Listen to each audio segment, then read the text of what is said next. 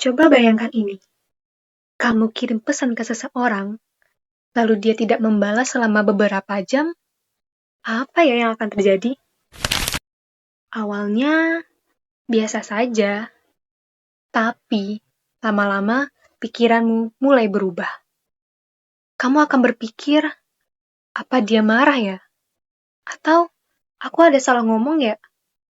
Atau jangan-jangan dia tidak mau lagi berteman denganku? Padahal kenyataannya sederhana, teman-teman.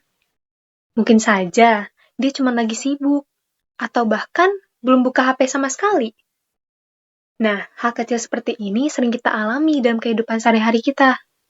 Dan tanpa sadar, kita tidak hanya berpikir sederhana, namun kita berpikir yang terlalu jauh. Nah, itulah yang disebut dengan overthinking. Di era media sosial saat ini, overthinking bukan lagi hal yang jarang. Justru, ini sudah menjadi bagian dari kehidupan sehari-hari kita. Hari ini, saya, Olicia Bintang Mahira, akan membahas kenapa kita sering overthinking di era media sosial, apa penyebabnya secara ilmiah, dan bagaimana cara mengatasinya. Let's go! Overthinking adalah kondisi ketika kita memikirkan sesuatu secara berlebihan, sampai menciptakan skenario yang belum tentu terjadi. Kita tidak hanya berpikir, tapi juga mengulang-ulang kejadian, menganalisis berlebihan, bahkan membayangkan kemungkinan buruk yang akan terjadi. Menurut sebuah penelitian dalam bidang psikologi, overthinking sering berkaitan dengan rumination. Apa sih rumination itu? Nah, rumination yaitu kebiasaan memikirkan masalah secara terus-menerus tanpa adanya solusi.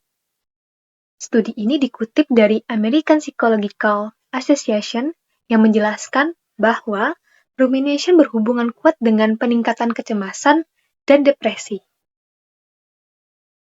Kenapa media sosial memperparah overthinking? Kenapa kira-kira ya teman-teman? Hal ini dapat terjadi karena, pertama, information overload atau kelebihan informasi di otak kita. Setiap hari, kita melihat ratusan, bahkan ribuan konten, baik itu video, story, postingan, komentar, semuanya masuk ke otak kita. Itu yang membuat otak kita kelebihan informasi, teman-teman. Penelitian oleh Arsif 2014 menunjukkan bahwa media sosial dapat menyebabkan informasi overload, yaitu kondisi ketika jumlah informasi melebihi kapasitas otak manusia.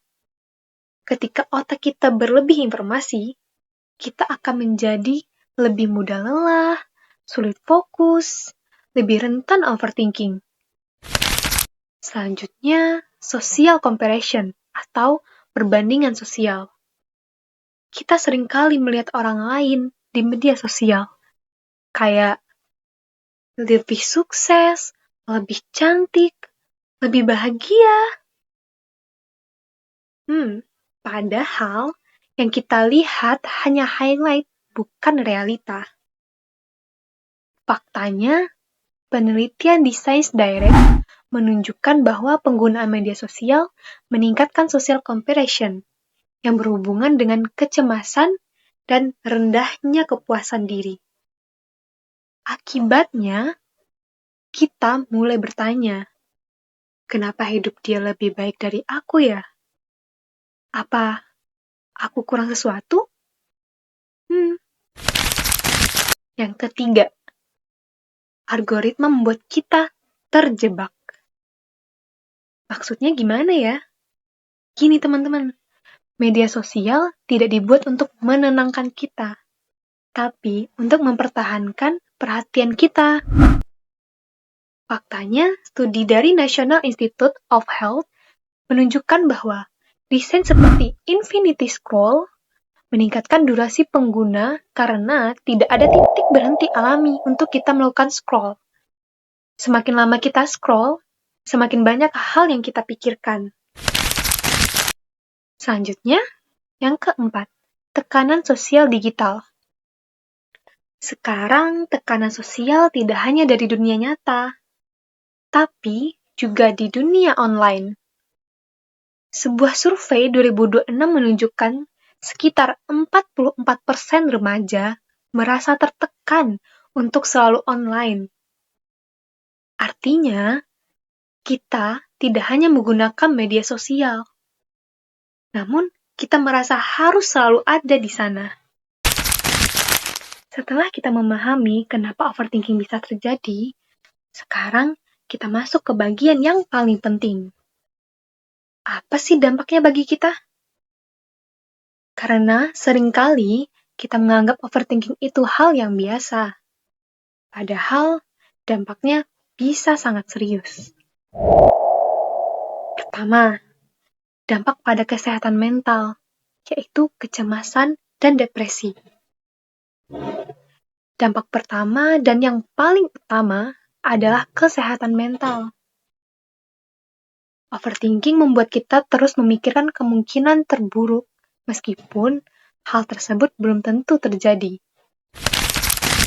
Sebuah studi yang dipublikasikan melalui PubMed menunjukkan banyaknya penelitian menemukan hubungan antara penggunaan media sosial dan meningkatnya kecemasan serta depresi.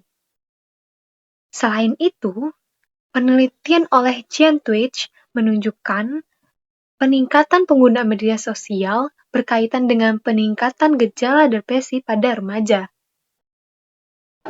Artinya, semakin sering kita overthinking, semakin sulit kita merasa tenang. Dengan overthinking, kita bisa jadi mudah cemas, overreaction terhadap hal-hal kecil, dan sulit untuk menikmati hidup untuk saat ini. Dampak kedua adalah menurunnya fokus. Bayangkan, kamu lagi belajar, tapi di kepala kamu kepikiran chat yang belum dibalas, kepikiran postingan orang lain, kepikiran hal-hal yang sebenarnya belum tentu terjadi. Secara fisik, kamu memang ada di tempat belajar, tapi secara mental, kamu tidak benar-benar hadir di sana. Faktanya, laporan dari OECD 2019 menunjukkan bahwa penggunaan perangkat digital berlebihan berkaitan dengan penurunan konsentrasi dan performa akademik. Akibatnya, tugas jadi lebih lama selesai, mudah terdistraksi, dan hasil belajar pun bisa menurun loh. Dampak berikutnya yaitu dampak pada kualitas tidur, yang sering tidak disadari tapi sangat penting. Banyak orang overthinking justru saat malam hari loh. Setelah selesai scroll media sosial, pikiran kita tidak akan berhenti, malah akan semakin aktif. Sebuah penelitian pada Sleep Foundation menyebutkan bahwa penggunaan layar sebelum tidur dapat mengganggu produksi hormon melatonin, sehingga menurunkan kualitas tidur. Akibatnya, kita jadi sulit tidur, tidur tidak nyenyak, bangun dalam keadaan yang lelah. Dan ketika tidur terganggu, keesokan harinya kita jadi lebih mudah untuk overthinking lagi. Dampak yang keempat, yaitu pada rasa percaya diri. Media sosial sering membuat kita membandingkan diri dengan orang lain. Seperti kita melihat orang lain lebih sukses, lebih cantik, lebih produktif, dan tanpa sadar, kita mulai merasa kurang. Penelitian dalam platform Science Direct menunjukkan bahwa social comparison di media sosial berkaitan dengan rendahnya self-esteem dan meningkatkan kecemasan.